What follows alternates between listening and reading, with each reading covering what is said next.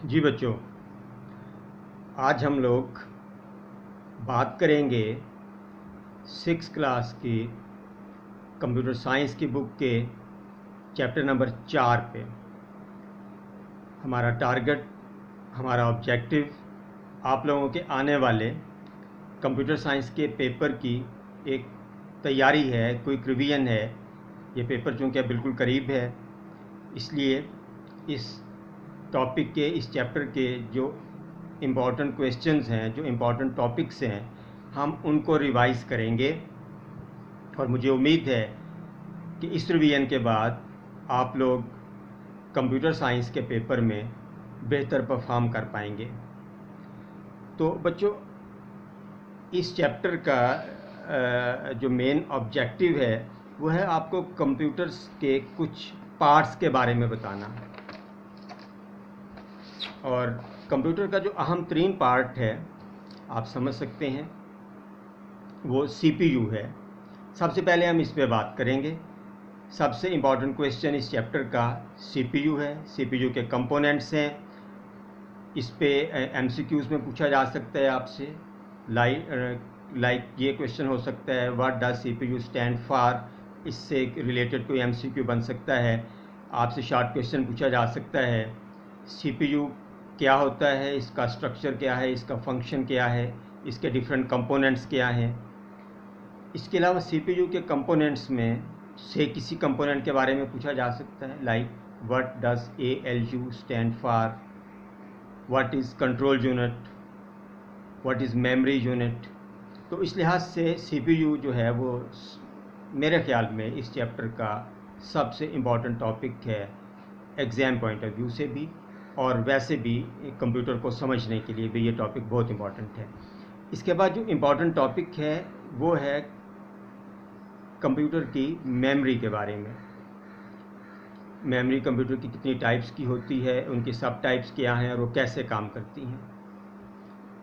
As a short question आपसे ये पूछा जा सकता है कि सीपीयू की बसेस कौन कौन सी हैं, उनके नाम क्या हैं, इन बसेस का रोल क्या है। और कुछ एब्रीविएशंस हैं जो मेरे ख्याल में आपके एमसीक्यूज़ के लिए बहुत इम्पॉर्टेंट हैं। ये चंद एक एब्रीविएशंस हैं, अगर आप इनको याद कर लेंगे तो आई होप के एमसीक्यूज़ को अटेम्प्ट करना आपके लिए इजी हो सकता है। और ये एब्रीविएशंस कौन सी हैं, मेरा ख्याल है हम इनसे बात शुरू करते हैं। सबसे पहले जो हमारा मेन टॉपिक है वो भी सीपीयू है। सीपीयू इटसेल्फ एक एब्रीविएशन है और आप समझते हैं, आपको इल्म होना चाहिए कि CPU stands for central processing unit. इसके बाद ALU एक और इम्पॉर्टेंट एब्रीविएशन है, अरिथमेटिक एंड लॉजिक यूनिट। फिर MU stands for memory unit. Then CU stands for control unit. और ये तीनों interestingly ALU, CU and MU ये तीनों कंपोनेंट्स हैं सीपीयू के, यानी ये तीनों मिल के सीपीयू को तश्कील देते हैं। इसके अलावा रैम, मेमोरी मैंने कहा एक इम्पॉर्टेंट क्वेश्चन है, एक इम्पॉर्टेंट टॉपिक है इस चैप्टर का, तो उसकी एक टाइप है रैम, रैंडम एक्सेस मेमोरी। एक और टाइप है रोम, रीड ओनली मेमोरी। इसी तरह से जब आप आगे चलेंगे इसमें कुछ और एब्रीविएशन है इस चैप्टर के अंदर, like SD stands for secure digital. CD stands for compact disc. CD-ROM compact disc read only memory. CDR compact disc recordable. CDRW compact disc rewritable. DVD-ROM digital versatile disc read only memory. इसके बाद है बच्चों OS, जो इस chapter में तो नहीं, इससे नेक्स्ट चैप्टर में है, operating system. DOS disk operating system. GUI stands for graphical user interface. BIOS basic input output system. तो ये कोई 10-12 एब्रीविएशंस हैं और ये इम्पॉर्टेंट हो सकती हैं, आपसे शॉर्ट क्वेश्चन 1 नंबर के लिए या MCQs में ये चीज़ें पूछी जा सकती हैं। तो ये मुफ्त के नंबर होंगे अगर आप ये चंद एब्रीविएशन याद रख लें। अब हम सबसे पहले और मेन टॉपिक पे आते हैं, दैट इज़ CPU। CPU क्या होता है? इससे पहले हमें ये समझना चाहिए कि हमारा कंप्यूटर यूनिट काम कैसे करता है। आपके कंप्यूटर यूनिट के जो बेसिक पार्ट्स हैं उनमें से एक टाइप जो है उसे हम कहते हैं input devices, like keyboard, mouse वगैरह। फिर एक टाइप आउटपुट डिवाइसेस है, आउटपुट डिवाइसेस में मॉनिटर, LCD, स्पीकर्स। अब सवाल यह है कि ये चीज़ें आपस में इंटरकनेक्ट कैसे होती हैं। आपके कीबोर्ड के ज़रिए आपकी कमांड देते हैं, आप डाटा एंटर करते हैं, माउस के ज़रिए डाटा एंटर करते हैं, या किसी और ज़रिए से आप डाटा एंटर करते हैं। वो डाटा कहाँ जाता है, उस डाटा के साथ क्या होता है। डाटा क्या होता है? कोई भी raw information, facts and figures जो आप कंप्यूटर को दे रहे हैं, दैट इज़ कॉल्ड डाटा। और कंप्यूटर उसको प्रोसेस करता है। प्रोसेस करने के बाद जब वो प्रोसेस फॉर्म में डाटा आपको दिया जाता है, दैट इज़ कॉल्ड इंफॉर्मेशन।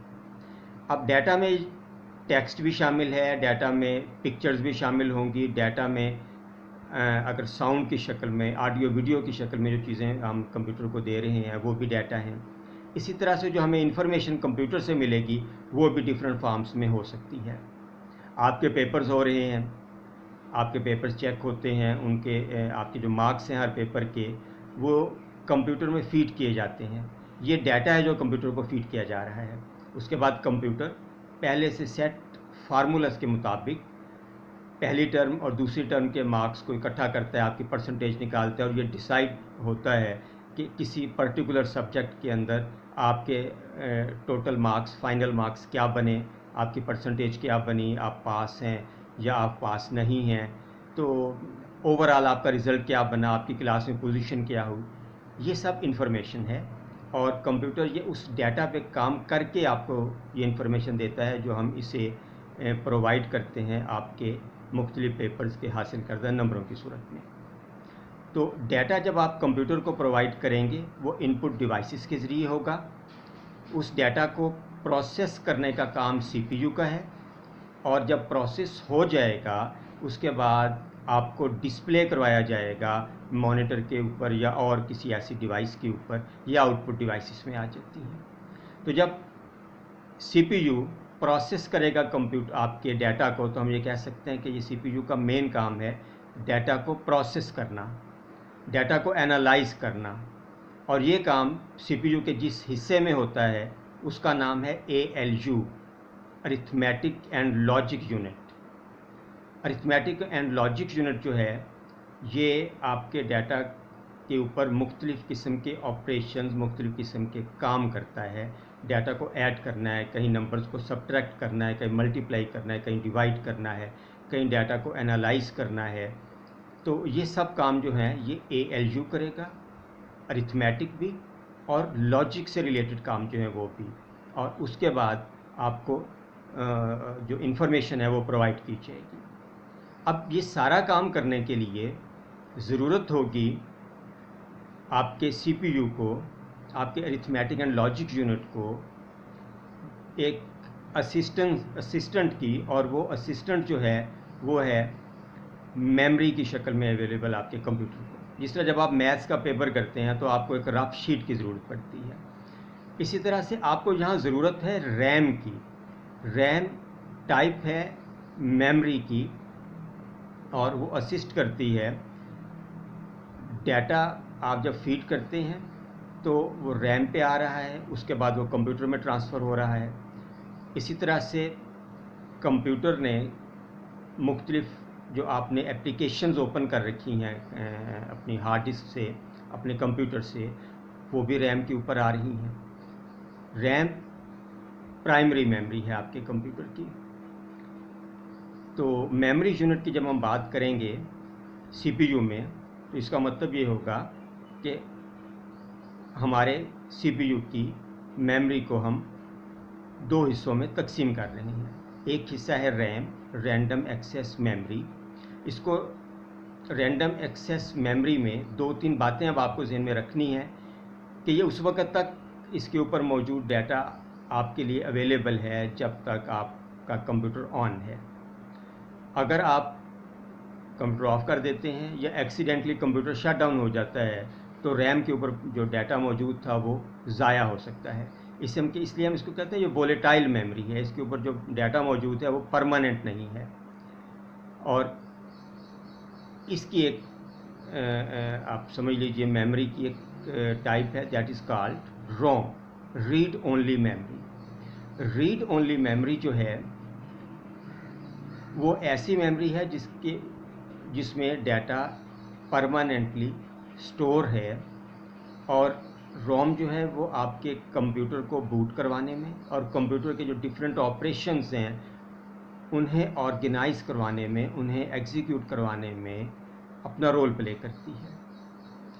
लेकिन जब आप किसी एप्लीकेशन पे आ जाते हैं, आप वर्ड पे काम कर रहे हैं, आप एक्सेल पे काम कर रहे हैं, आप ड्राइंग बना रहे हैं, आप कोई और ऐसा काम कर रहे हैं, तो फिर रैम जो है उसके साथ मुसलसल आपका एक ताल्लुक़ रहता है, अगरचे वो हमें महसूस नहीं होता।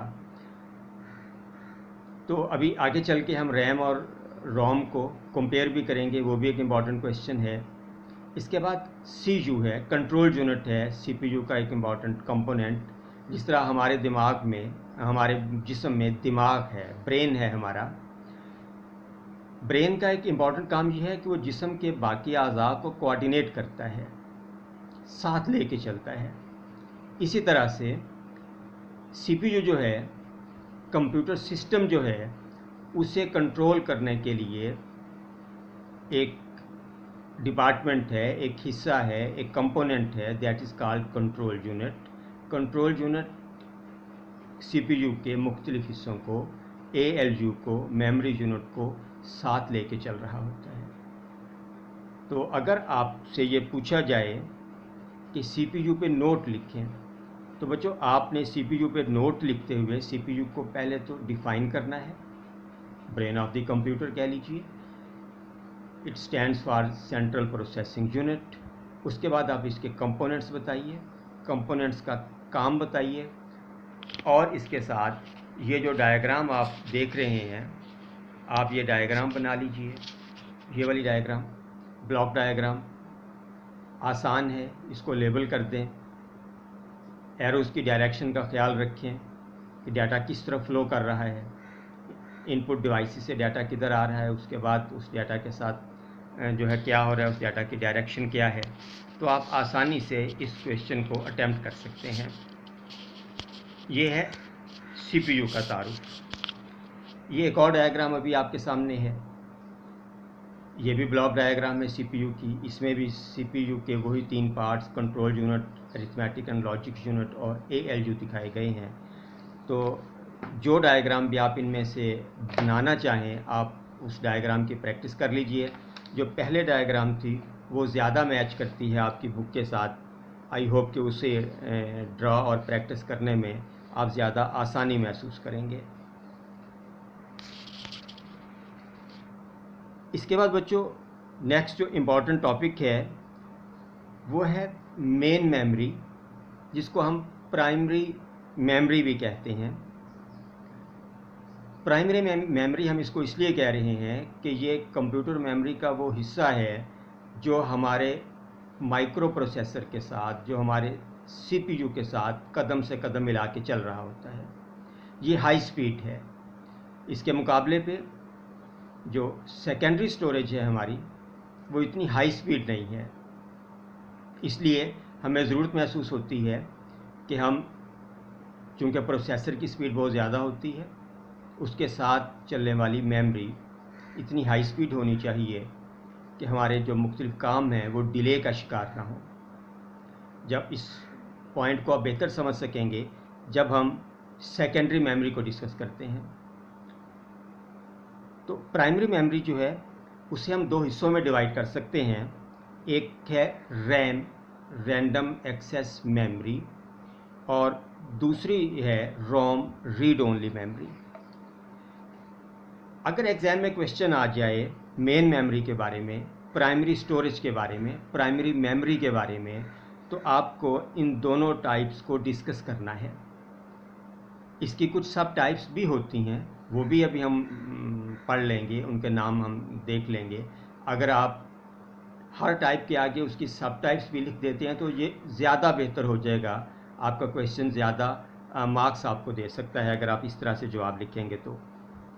अब इसमें रैम के बारे में पूछा जा सकता है आपसे, सिर्फ रैम के बारे में, रैम क्या होती है, तो आपको सिर्फ रैम को डिफ़ाइन करना है, उसके फीचर्स बताना है, उसकी कैपेसिटी बतानी है।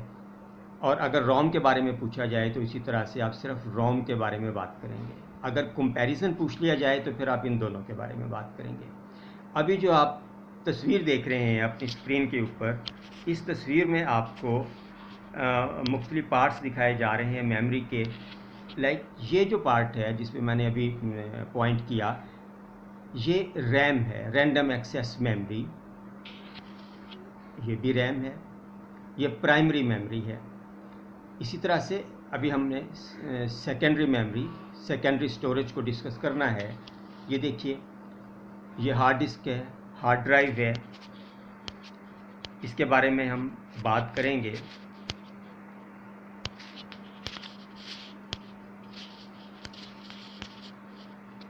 इसके बाद बच्चों ये वाली तस्वीर देखिए आप लोग। इस तस्वीर में आपको ये तो रैम नज़र आ रही है, ये जो चिप है ये रोम है, रीड ओनली मेमोरी। और इन दोनों को देखने के बाद आप ज़्यादा बेहतर अंदाज में जज कर सकते हैं शक्ल के लिहाज से कि रैम और रोम में क्या फ़र्क होता है। इसके बाद हम इससे नेक्स्ट टॉपिक की तरफ चलते हैं, और इस टॉपिक में हमने देखना है कि रैम और रोम में डिफरेंसेस क्या होते हैं, फ़र्क क्या होते हैं। तो जब ये बहुत इंपॉर्टेंट क्वेश्चन है, जब आप इस क्वेश्चन को अटेम्प्ट करेंगे तो सबसे पहले आपको ये बताना है कि what does RAM stand for and what does Rome stand for. आप दरम्यान में लाइन ड्रॉ कर लीजिए, एक तरफ रैम लिखिए, एक तरफ रोम लिखिए। RAM stands for random access memory, while ROM stands for read only memory. फिर आप ये बताइए कि रैम जो है वो वोलेटाइल मेमोरी है। मैंने आपको पहले बता दिया कि वोलेटाइल मेमोरी क्यों है। अगर लाइट ऑफ हो जाए, किसी वजह से आपका कंप्यूटर शट डाउन हो जाए, या आप अपने काम को सेव किए बगैर कंप्यूटर को ऑफ कर देते हैं, शट डाउन कर देते हैं, तो उसके ऊपर रैम पे मौजूद डाटा जो है वो ज़ाया हो सकता है। रोम नॉन वोलेटाइल है। रोम के ऊपर डाटा जो है, जब हम इस पर डाटा राइट करते हैं, जब एक दफ़ा राइट कर दिया तो वो उसके ऊपर परमानेंटली स्टोर हो जाता है, इसलिए हम इसको कहते हैं नॉन वोलेटाइल। कंप्यूटर के शट डाउन करने से रोम पे मौजूद डाटा पे कोई असर नहीं पड़ता। फिर रैम देखिए, data in RAM is not permanently return when power of data deleted. इस पर हमने बात कर ली। रोम जो है परमानेंटली नॉट अरेस्ड, डाटा इतनी आसानी से रोम का डाटा जो है वो अरेज नहीं होता। सब टाइप्स रैम की, D RAM and S RAM, जबकि रोम की सब टाइप्स जो हैं P ROM, programmable read only memory, E P ROM, EPROM भी जिसको कहा जाता है, erasable programmable read only memory. आइंदा क्लासेस में आप इनके बारे में तफसील से पढ़ लेंगे, अभी आप इनके नाम याद रख लीजिए। रैम के बारे में भी देखिए, it requires flow of electricity to retain data, जबकि रोम क्या है, it does not requires electricity to retain data. यानी जब आपका कंप्यूटर शट डाउन होता है, जब उस बिजली या उसको पावर नहीं मिल रही होती, तब भी रोम के ऊपर पड़ा हुआ डाटा जो है वो स्टोर रहता है। फिर RAM is the memory available for the operating system programs and process to use when the computer is running. और रोम क्या है, ROM is the memory that comes with your computer that is pre written to hold the instructions for booting up the computer. जब आप अपने computer को start करते हैं तो कंप्यूटर सर्टन स्टेप्स से गुजरता है, और उसके बाद कमांड लाइन जो है वो आपके सामने आती है, या वो इंटरफेस आपके सामने आता है जिस पे आप एप्लीकेशंस को रन कर सकते हैं। यहाँ तक आने में कंप्यूटर जिस प्रोसेस से गुजरता है उसको हम कहते हैं बूटिंग प्रोसेस। तो बूटिंग प्रोसेस के लिए इंस्ट्रक्शंस और आपके जो डिवाइसेस हैं उनके बारे में कुछ इन्फॉर्मेशन रोम पे प्री रिटन होती है, और according to the operating system, और इसने काम करना है। इसमें लाइट के ऑफ हो जाने से, कंप्यूटर के शट डाउन हो जाने से रोम पे जो डाटा मौजूद है उसमें कोई चेंजेस नहीं आते हैं, उस पर कोई फ़र्क नहीं पड़ता। इस वाली डायग्राम को देखिए, ये भी आपको रैम और रोम का जो कंपैरिजन है वो दिखा रही है। और रैम के बारे में देखिए, अलाउज़ रीडिंग एंड राइटिंग, यानी रैम जो है उस पर आप डाटा राइट भी कर सकते हैं, आप कुछ भी चेंजेस कर सकते हैं उसमें मौजूद डाटा में, डाटा रीड भी कर सकते हैं और जितनी बार चाहें आप अपने इस डाटा के अंदर चेंजेस कर सकते हैं। लेकिन रोम जो है इट अलाउज़ रीडिंग ओनली, यहाँ मौजूद डाटा को आप सिर्फ रीड कर सकते हैं, राइट नहीं कर सकते। एंड यूज़र लेवल की बात मैं कर रहा हूँ। हम लोग जो हैं, जो एंड यूज़र हैं, वो रोम के ऊपर मौजूद डाटा को रीड कर सकते हैं, मैनिपुलेट नहीं कर सकते उसको। टेम्परेरी स्टोरेज, ये हमने पहले भी बात कर ली, इसके मुकाबले पे रोम जो है परमानेंट है। एक इम्पॉर्टेंट पॉइंट जो शायद आपकी बुक ने डिस्कस नहीं किया, that is RAM is expensive. RAM एक हाई स्पीड मेमोरी तो है लेकिन एक्सपेंसिव भी है, महंगी भी है। रोम जो है इसके मुकाबले पे चीप है, सस्ती है। और इसी तरह जब हम बात करेंगे सेकेंडरी स्टोरेज की, आप हार्ड ड्राइव की बात करेंगे, हार्ड डिस्क की बात करेंगे, तो वो भी बहुत एक सस्ता मीडियम है डाटा स्टोरेज के लिए। रैम जो है उसका एक ही फीचर ऐसा है जिसकी वजह से हम उसको लाजमी इस्तेमाल करते हैं, वो है कि रैम इज़ हाई स्पीड, अगरचे ये एक्सपेंसिव है। हार्ड डिस्क जो है वो हाई स्पीड नहीं है, अगरचे वो बहुत सस्ता मीडियम है। फिर रैम जो है वो रीड एंड राइट ऑपरेशंस दोनों परफॉर्म करता है, जबकि इसमें सिर्फ रोम पे रीड फंक्शन है। टाइप्स आ गई इसकी। तो अब एक और इम्पॉर्टेंट बात यह है कि आपकी जो रैम आप अपने कंप्यूटर पे इंस्टॉल करते हैं, कंप्यूटर पे चलने वाले प्रोग्राम्स के मुताबिक, आपके ऑपरेटिंग सिस्टम के मुताबिक, आपके रैम की जो कैपेसिटी है वो आपको ऑफ एंड ऑन उसमें चेंजेस करनी पड़ सकती हैं। एक ज़माना था जब हम कंप्यूटर लेके आते थे तो उसमें रैम होती थी, ये 2 MB की रैम है। अब तो रैम जो है वो 2 GB, 4 GB, 8 GB इस रेंज में जो रैम है वो, या इससे भी ज़्यादा हाई कैपेसिटी वाली रैम जो है वो आप यूज़ करते हैं। ये डिपेंड करता है आपका कंप्यूटर सिस्टम कैसा है, ऑपरेटिंग सिस्टम आप कौन सा यूज़ कर रहे हैं, और आपने किस टाइप की एप्लीकेशंस जो हैं वो अपने कंप्यूटर पे रन करनी है। रोम जो है उसका इन चीज़ों से ज़्यादा वास्ता नहीं है। रोम जो है वो एक दफ़ा उसको प्रोग्राम कर दिया, फिर वो एक साइलेंट पार्टनर के तौर पे आपके कंप्यूटर में मौजूद है, उसे हमें उसकी एक कैपेसिटी के बारे में हमें बॉदर करने की ज़रूरत नहीं होती। तो ये चंद एक पॉइंट्स हैं जो आपने याद रखना है रैम और रोम के कंपैरिजन के बारे में। अगर आप इसको तवज्जो दे लें, इसको याद कर लें, तो आई होप कि ये एक इम्पॉर्टेंट क्वेश्चन है, आप इस क्वेश्चन को अटैम्प्ट कर पाएंगे अच्छी तरह से। इस डायग्राम को देखिए, आपके जो कॉन्सेप्ट्स हैं थोड़े से मज़ीद क्लियर हो जाएंगे। सबसे पहले आप देख रहे हैं हेडिंग है मेमोरी। इसको हमने दो हिस्सों में डिवाइड किया, number 1 primary memory, number 2 secondary memory. Primary memory को रिवाइज करते हैं। सबसे पहले क्या है जी, रोम, रीड ओनली मेमोरी, अभी हमने इस पे बात की। इसकी सब टाइप्स हैं, पी रोम, इसके बाद है ई पी रोम, ई पी रोम। इसके बाद देख लीजिए रैम, अभी हमने रैम पे बात की। सेकेंडरी स्टोरेज, सेकेंडरी मेमोरी, और इसकी डिफरेंट सब टाइप्स जो हैं, HDD, हार्ड डिस्क ड्राइव, और हार्ड डिस्क से आप वाकिफ़ हैं, इसको अब इंटरनल स्टोरेज भी कहा जाता है। एक वक्त ऐसा था कि जो कंप्यूटर्स थे वो हार्ड डिस्क के बगैर थे, हार्ड डिस्क का अभी कॉन्सेप्ट नहीं था। फ्लॉपी डिस्क थी, कंप्यूटर उसी से बूट हो जाता था, अपने काम होते थे सारे कंप्यूटर के, और उसके बाद हम फ्लॉपी कंप्यूटर से निकाल लेते थे। तो अब डॉस के इब्तदाई दिन थे। ऑपरेटिंग सिस्टम जो है वो बहुत बड़े नहीं होते थे, जो एप्लीकेशंस थी वो बहुत ज़्यादा नहीं होती थी, फ़ाइल का साइज़ बहुत कम होता था। अब आप ये सुन के हैरान होंगे कि जो फ्लॉपी डिस्क किसी ज़माने में इस्तेमाल होती थी जिस पे ऑपरेटिंग सिस्टम भी होता था, जिस पे हमारी एप्लीकेशन भी रन कर जाती थी, उसका साइज़ 1.2 MB हुआ करता था। फिर 1.44 MB की फ्लॉपी ड्राइव्स आ गई। तो जो नीचे HDD के बाद इसके नीचे जो FDD लिखा हुआ है, that is floppy disk drive. एक इम्पॉर्टेंट डिस्क ड्राइव थी, लेकिन अब तकरीबन इसका इस्तेमाल जो है वो ख़त्म हो चुका है, एंटीक हो गई ये चीज़ भी। अब आजकल के जो कंप्यूटर्स जो अब आ रहे हैं, इसमें तो FDD नहीं होती। हार्ड डिस्क बहरहाल वक्त के साथ साथ जब ऑपरेटिंग सिस्टम का साइज़ बढ़ा है, जब हमारी एप्लीकेशंस का साइज़ बढ़ा है, कंप्यूटर का इस्तेमाल बढ़ा, हमें ज़्यादा डाटा पे काम करना होता है, उस डाटा को स्टोर रखना होता है आइंदा काम करने के लिए भी, तो फिर ज़रूरत महसूस हुई कि कंप्यूटर के अंदर एक ऐसा मीडियम हो जो परमानेंट कंप्यूटर का हिस्सा रहे, और हमें ऐसा ना हो कि अगर हम कोई मीडियम, कोई लाइक फ्लॉपी डिस्क कंप्यूटर के अंदर इंसर्ट करेंगे तो कंप्यूटर बूट होगा।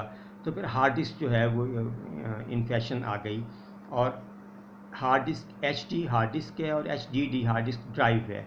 मेटालिक डिस्क होती हैं ये वाली, ऊपर तले धरी हुई, जिनके ऊपर मैग्नेटिक कोटिंग है, स्पिंडल है, रीड एंड राइट हेड होते हैं, मैकेनिकल पार्ट्स हैं, ये मूव करते हैं जब आपका कंप्यूटर चल रहा होता है, और आपका ऑपरेटिंग सिस्टम भी आपकी हार्ड ड्राइव पे पड़ा होता है। जब कंप्यूटर ऑन करते हैं, कंप्यूटर बूट हो रहा होता है, तो वहाँ से आपका ऑपरेटिंग सिस्टम जो है उसकी नेसेसरी फाइल्स लोड होती हैं आपके रैम के ऊपर, और फिर आपका कंप्यूटर जो है वो काम करने की पोजीशन में आता है। अगर ये क्वेश्चन आपसे पूछ लिया जाए कि रैम और हार्ड ड्राइव इन दोनों का कंप्यूटर में होना क्यों ज़रूरी है, तो इन दोनों का होना कंप्यूटर में इसलिए ज़रूरी है कि हमारा जो आज के ऑपरेटिंग सिस्टम है वो बल्कि हैं, उनका साइज़ ज़्यादा है, तो उन्हें स्टोर रखने के लिए हमें एक बड़े मीडियम की ज़रूरत है जिसकी कैपेसिटी ज़्यादा हो, हार्ड डिस्क की शक्ल में। जो हम एप्लीकेशंस रन करते हैं कंप्यूटर पे, लाइक अगर आपको कोरल ड्रॉ रन करना है, आपको फ़ोटोशॉप रन करनी है, तो आपको अपने कंप्यूटर पे जो है ना ज़्यादा स्पेस चाहिए। तो इसके लिए फिर हम हार्ड डिस्क इस्तेमाल करेंगे। आपको इस पर वीडियोज़ भी रखनी है तो आप हार्ड डिस्क के ऊपर रख सकते हैं। लेकिन जब आपने प्रोसेसिंग करनी है, उस वक्त आपको एक हाई स्पीड पार्टनर की ज़रूरत है, दैट इज़ रैम। और अब रैम की कैपेसिटी ज़्यादा हो गई है, और रैम इस काबिल है आज की कि वो ज़्यादा बड़े ऑपरेटिंग सिस्टम्स और ज़्यादा बड़े एप्लीकेशंस को साथ लेके चल सके। लेकिन प्रॉब्लम ये है कि ये एक्सपेंसिव है और इसके ऊपर डाटा परमानेंटली स्टोर नहीं किया जा सकता। इसके बाद कुछ ऑप्टिकल डिस्क ड्राइव्स हैं, लाइक CD है, DVD है। आपकी बुक के पेज नंबर 37 पे इनका जिक्र है, CD-ROM, compact disc read only memory. इसी तरह से CDR, कॉम्पैक्ट डिस्क रिकॉर्डेबल, जिसको हम रोम कह रहे हैं, CD-ROM, उसका मतलब ये हुआ कि ये वो CD है, एक ऑप्टिकल डिस्क है जिसके ऊपर डाटा परमानेंटली स्टोर है। आप डाटा रीड कर सकते हैं, राइट नहीं कर सकते। जबकि CDR जो है उसको आप रिकॉर्ड कर सकते हैं। फिर CDRW, कॉम्पैक्ट डिस्क री राइटेबल, आप इसके ऊपर डाटा को एडिट कर सकते हैं। डाटा आपने एक दफ़ा लिखा, उसको अरेज किया, आप दोबारा उसके ऊपर डाटा जो है वो सेव कर सकते हैं। जबकि CDR में वो एक ब्लैंक CD है जिसके ऊपर आप डाटा रिकॉर्ड तो कर सकते हैं लेकिन उसको बाद में एडिट नहीं कर सकते। CDRW में आपके पास ये दोनों ऑप्शन अवेलेबल होते हैं। फिर है DVD-ROM, digital versatile disc read only memory. आप सभी से वाकिफ़ हैं, ऑप्टिकल डिस्क है और इसको भी आप मुख्तलिफ़ किस्म की फ़ाइल्स को स्टोर करने के लिए इस्तेमाल कर सकते हैं। एज अ बैकअप स्टोरेज आप इसे इस्तेमाल कर सकते हैं। यहाँ जब मैं टर्म बैकअप यूज़ कर रहा हूँ, तो एक तो आपके कंप्यूटर की सेकेंडरी मेमोरी है जिसने डाटा को कंप्यूटर के अंदर महफूज रखना है।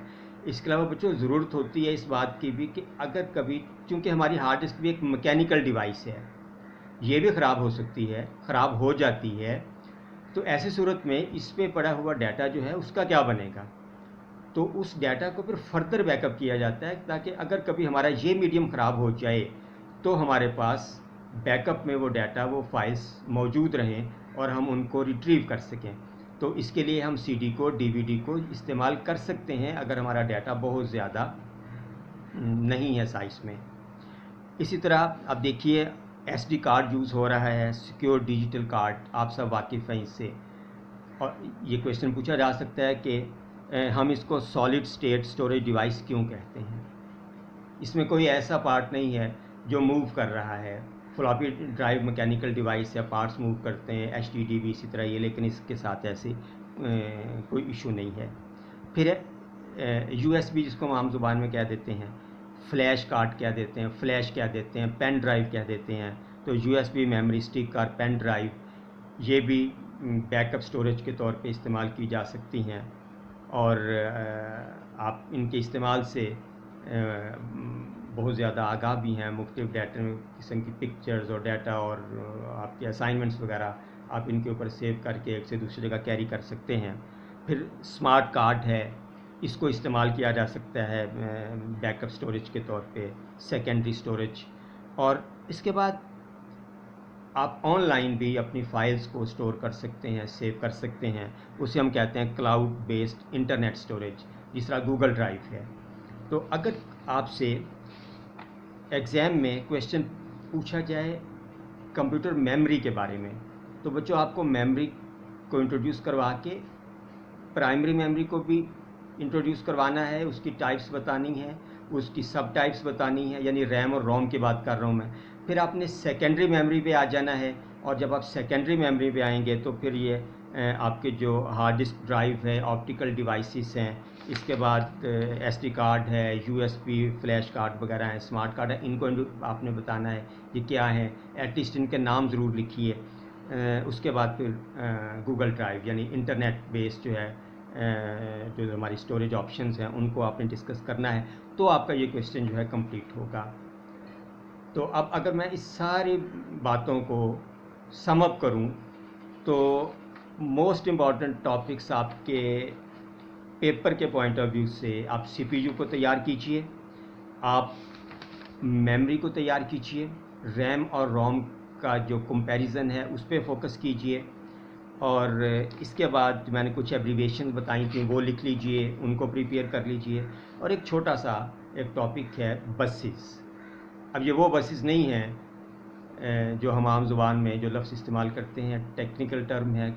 कंप्यूटर के अंदर आपके सीपीयू के अंदर वो रास्ते हैं जिनके ऊपर डाटा और कमांड्स ने फ़्लो करना होता है, और इनकी टाइप्स क्या हैं, कौन सी हैं, ये आपको याद रखना है। बस को डिफ़ाइन किया गया है आपकी बुक पे, a bus is a circuit that links the CPU with peripheral devices. Peripheral devices आप जानते हैं कौन सी हैं, जो इनपुट डिवाइसेस और आउटपुट डिवाइसेस। अगर इनके अलग अलग नाम लें तो कीबोर्ड है, माउस है, और मॉनिटर है, एलसीडी है, स्पीकर हैं, और सो ऑन बहुत सारी हैं। स्कैनर भी इनपुट डिवाइस है, प्रिंटर आउटपुट डिवाइस है। तो इनको सीपीयू के साथ जो कनेक्ट करने का काम है वो बसेस के ज़रिए होता है।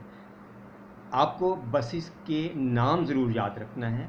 Number 1 address bus, number 2 data बस, number 3 control bus. What is बस और बसेस की टाइप्स क्या हैं।